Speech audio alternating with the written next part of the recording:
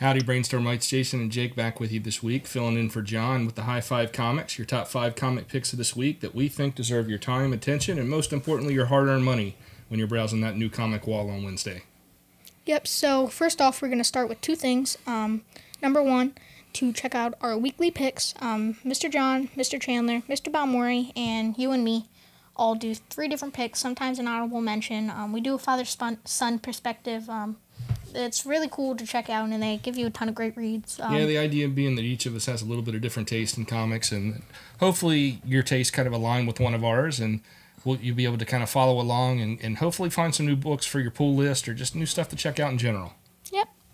So we also want to take a minute to mention our other series. It's been pretty popular on YouTube, Turning the Page. We typically film that over the weekend and post to Friday. Every week someone joins John, and they sit down and discuss the hot topics of the week, just in the comic industry in general. So be sure to stop by YouTube, check it out. So without any further delay, let's get to our top 5 for this week. So coming in at number 5, it is Beta Ray Bill, number 1. So Beta Ray Bill has been in the current Thor run and a little bit of the Donny Cates King of Black stuff. So if you didn't know, in the current Thor run, Thor and Beta Ray Bill got into this big fight, and Thor ended up breaking Stormbreaker, Beta Ray Bill's hammer.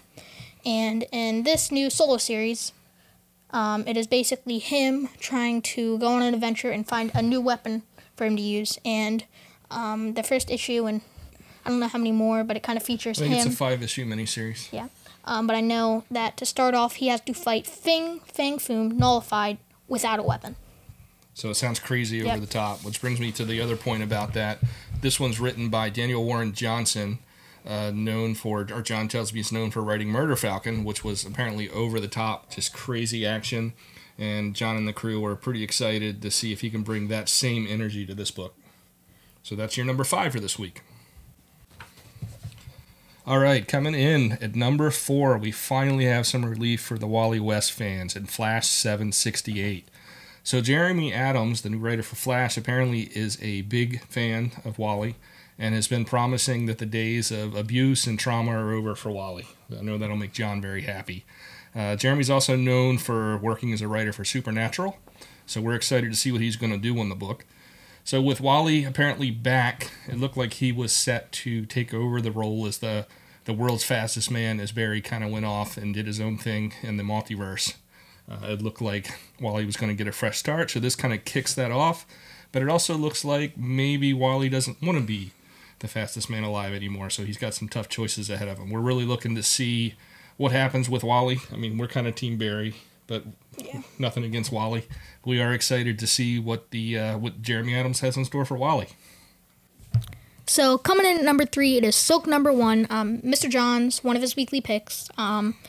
Silk is Cindy Moon. She is a member of the Spider family, and she works at the Daily Bugle like Peter Parker.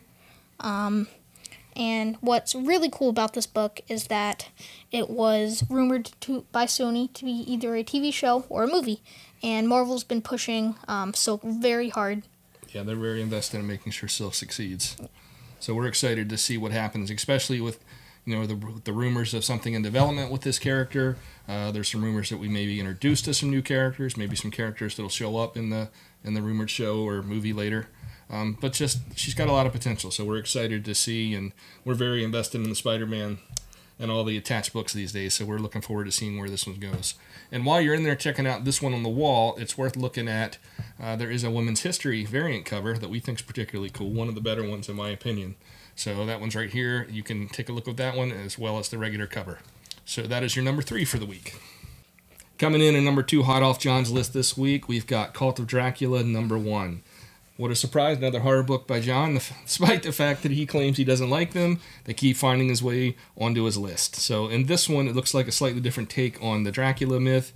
We've got a special agent arrives at the House of the Rising Sun. This is apparently the compound of a cult where this horrendous crime called the Cult of Dracula Mass Suicides took place. We've got Mina Murray leading a documentary film crew in order to uncover the secrets of the mysterious cult by interviewing its enigmatic leader, Robert Reinfeld. So it looks like this one is a slightly different take, maybe a procedural thing, probably not a book for you, but it sounds like it's right up John's alley. I think I'm going to check this one out too. That's your number 2 for the week. So coming in at number 1, it is Shadecraft number 1. Mr. Chandler and Mr. John both picked this as their weekly picks, which means it's got to be at least something that they're both interested in. It is, so these same authors and creators made Skyward, which is a really fantastic read. I read a little bit of it. I haven't finished it. This is exactly why it's on both their lists. They were both big fans of Skyward, as were your mom has read Skyward and loved it, and I think you've read the first. Yeah. At least the first graphic novel collection, and liked it. So we're really excited to see what's up next. So tell us about the story. So in Shadecraft, there is this character, Zadie Lou, which is afraid of her own shadow. She's a teenager, and she shouldn't really have this problem. She should have grown out of it, but it still happens, and kind of gets in that paranormal feel, and it's like the shadows kind of are actually out to get her. And this, like, she has a brother that's popular, and even in a coma, he's still more popular than her.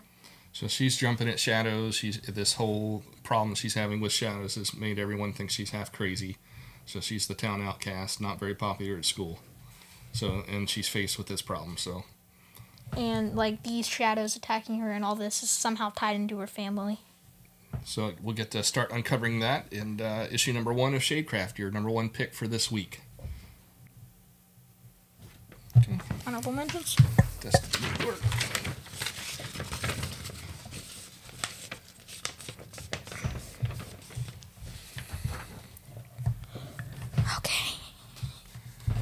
And with our top 5 out of the way, that brings us to a couple of honorable mentions where we get to cheat and point you towards a couple of other books that we really like.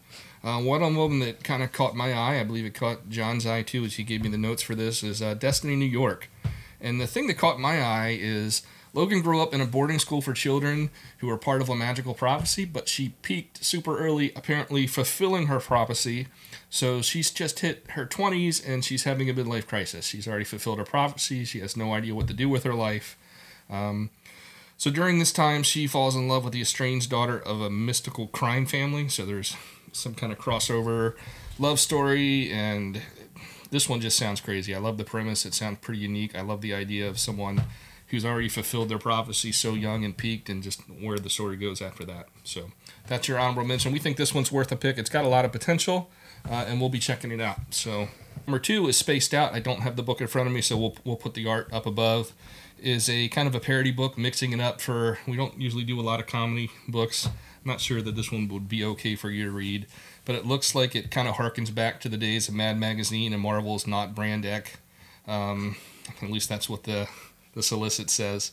So we've got a couple of stories in here that are satire. One is The Funny Animal Ace of World War I. And then you've also got Prisoner Nerd, which is the one that I'm pretty excited about, from the 60s television show The Prisoner, cult hit.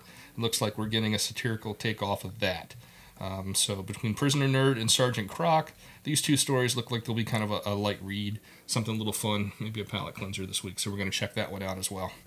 So that brings us to our last honorable mention, one we're going to sneak in. We don't think this book's gotten enough credit, and since Jake agreed to help shoot the video, he gets to put one in of his own choice. So take it away, Jake. What's our last honorable mention?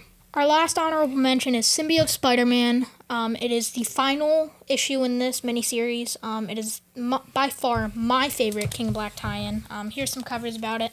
That is the normal cover, and then this is one of the variants we happen to pick up today. So this book has been really amazing. King the Conqueror made an appearance, Rock Raccoon made an appearance, and Captain Marvel, aka Monica Rambeau, made an appearance in this. And the story's just been really fantastic. There's been a lot of action, and it's just been a really, really enjoyable read. And this whole series takes place at a time when Peter is still rocking the black suit, right? Doesn't know that it's Venom yet. Maybe is starting to see some side effects, and then because of time and the way that the Null is working, it is definitely crossing over and affecting what's happening in the current King in Black story. Yeah. So what were your favorite points from this book? I loved it when Rocket Raccoon made an appearance. He's just a really good character. After watching WandaVision, when Captain Marvel made an appearance, that was really good. Certainly surprised us the most out of all the King in Black tie-in books. There certainly was a lot of them. Didn't expect a ton. I'm not generally a huge fan of prequel type stuff going back in time, but this book had a fresh take, a lot of action, and I think it helped fill in some of the backstory for you as a Venom fan. Yeah, it was just really good. And that's it for your top 5 and your honorable mentions of this week. We appreciate you tuning in to watch. I wanted to take you a minute to remind you to please like and subscribe so you don't miss our future videos. drop a comment in the notes below. Let us know what you like. If there's any areas we need improvement. If you like Jake and I filling in, let us know. If you think we need to get John back here ASAP, let us know. We'll try to make that happen. But as always, thanks for watching, and we'll see you next time.